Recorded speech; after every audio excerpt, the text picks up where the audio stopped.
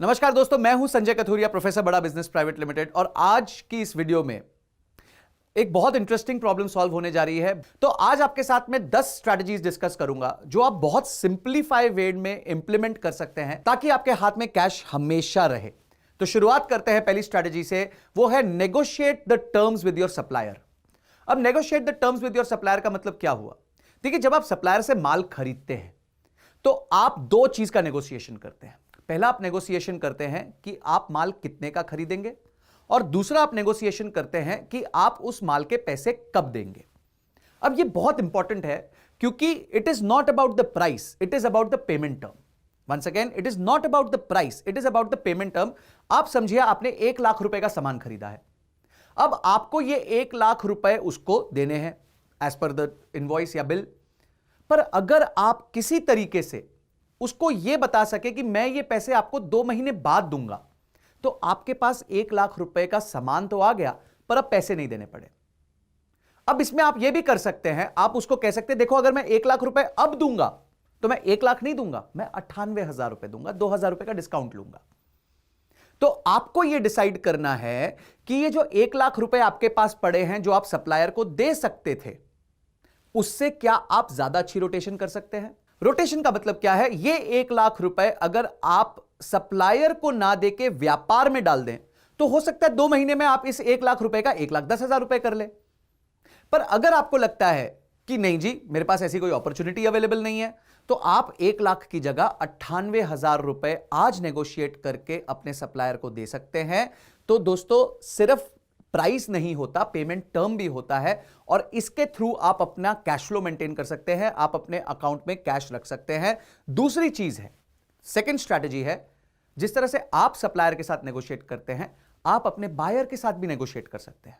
आप अपने बायर को बोल सकते हैं, देखिए मैं आपको सामान दे रहा हूं, अगर आपने मेरे को 60 दिन बाद पेमेंट करी तो मैं आपसे 1 लाख रुपए लूंगा, पर अगर आज आपने मुझे पेमेंट कर दी तो मैं आपको 98,000 लूंगा आपसे, और उसके साथ मैं आपको 2,000 रुपए का सामान अगली शिपमेंट में फ्री दूंगा।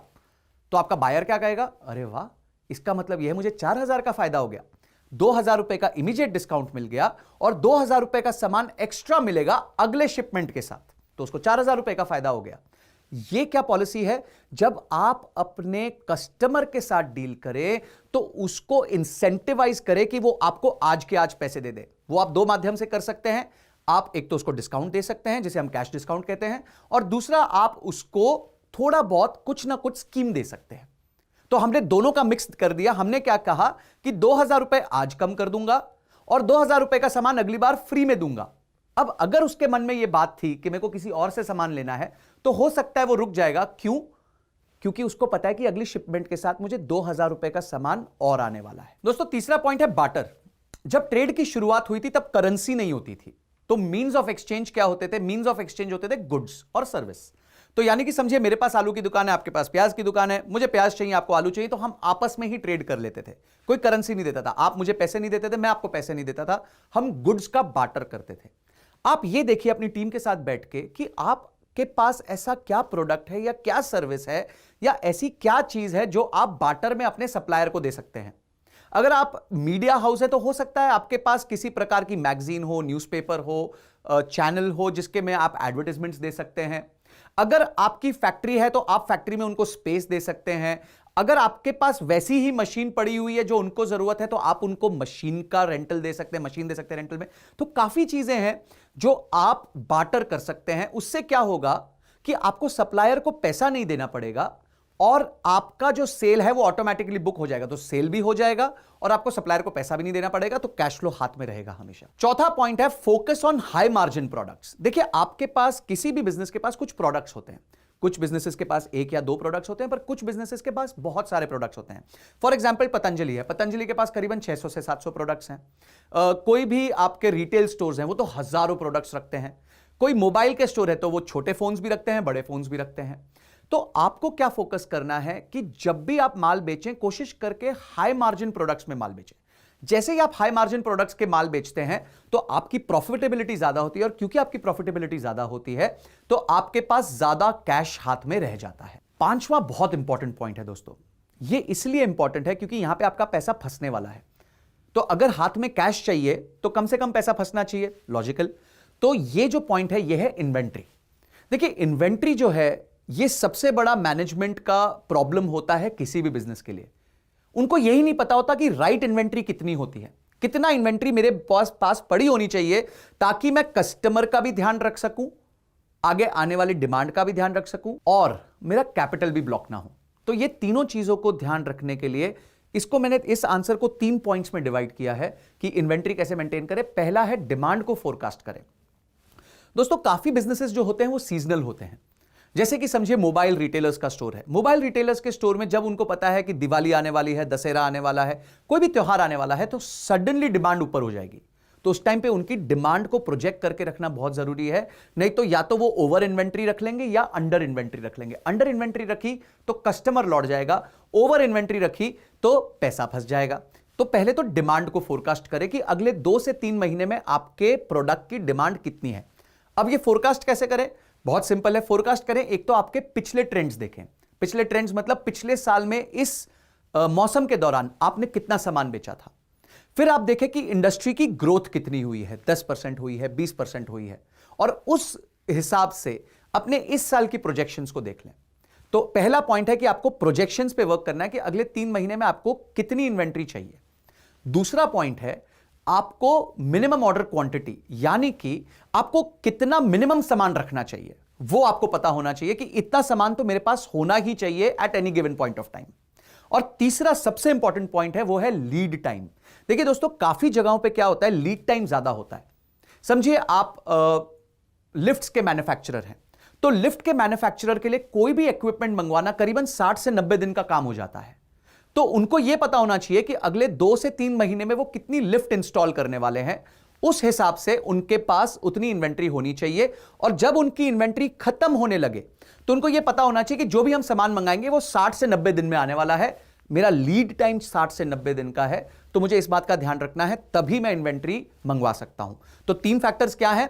आपका डिमांड फोरकास्ट होना चाहिए, आपका मिनिमम ऑर्डर क्वांटिटी होनी चाहिए कि मैं कितना सामान हमेशा रखूंगा, और तीसरा पॉइंट है कि जो भी सामान आप बेच रहे हैं उसका लीड टाइम आपको हमेशा पता होना चाहिए कि इतने दिन लगेंगे सामान को मेरे वेयरहाउस में आने के लिए। छठा पॉइंट है फोकस ऑन क्रिएटिंग, जी सुनिएगा, focus on creating immediate cash deferred service model. अब ये क्या होता है? इमीडिएट कैश डेफर्ड सर्विस, यानी कि उदाहरण एक जिम में क्या होता है, जब आप जिम जाते हैं वो कहते हैं कि सर आप पूरे 12 महीने की मेंबरशिप लीजिए, आपको 15,000 रुपए में मिल जाएगी। पर अगर आप 1 महीने की मेंबरशिप लेंगे तो आपको 3,000 रुपए लगेंगे। तो आप सोचते हैं वाह यार ये तो बहुत अच्छी डील है, अगर मैं एक महीना करके दूंगा तो 36,000 रुपए देने पड़ेंगे, पर अभी के अभी पैसे दूंगा तो 15,000 देने पड़ेंगे।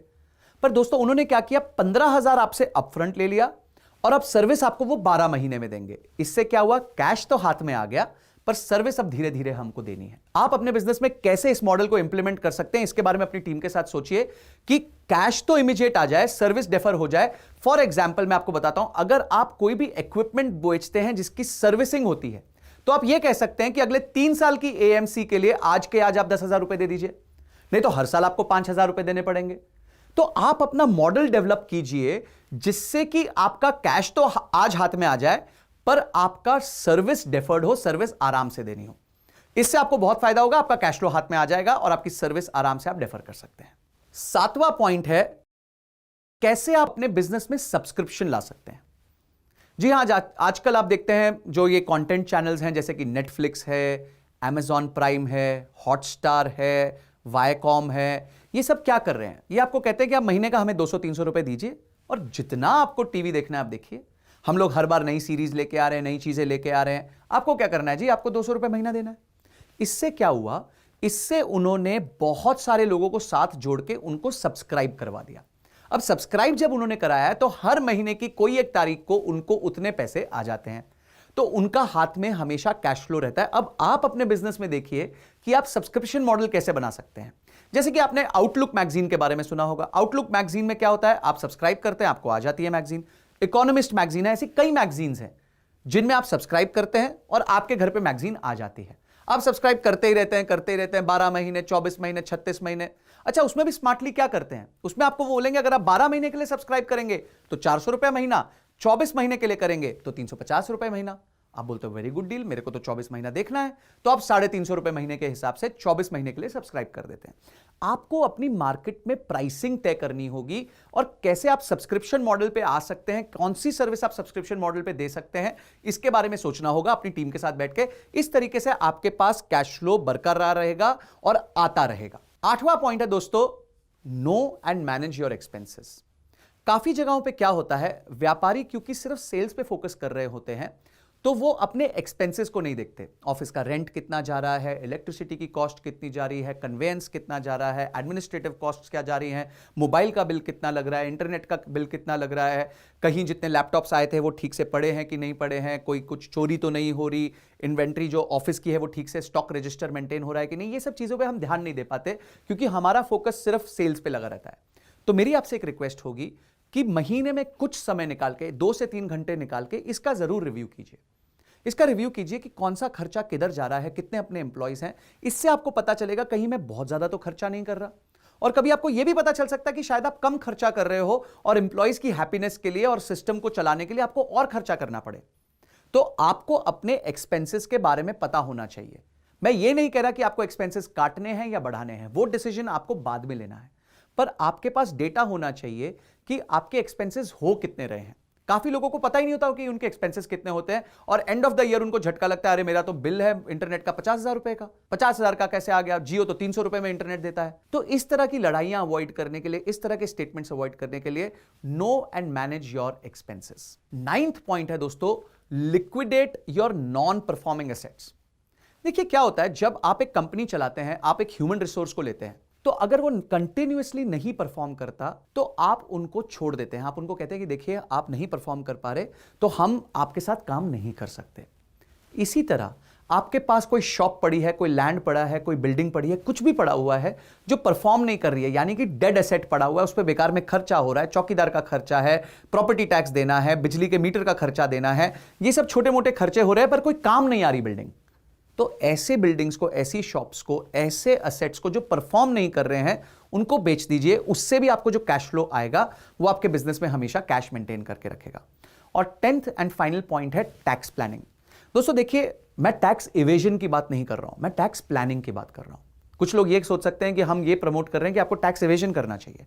हम बिल्कुल नहीं कह रहे आपको टैक्स इवेजन करना है, आपको प्योरली टैक्स प्लानिंग कर रही है। As per the rules guidelines of our country आपको यह देखना है कि कहां कहां आप सबसे ज्यादा अपने टैक्स को बचा सकते हैं या ऑप्टिमाइज कर सकते हैं।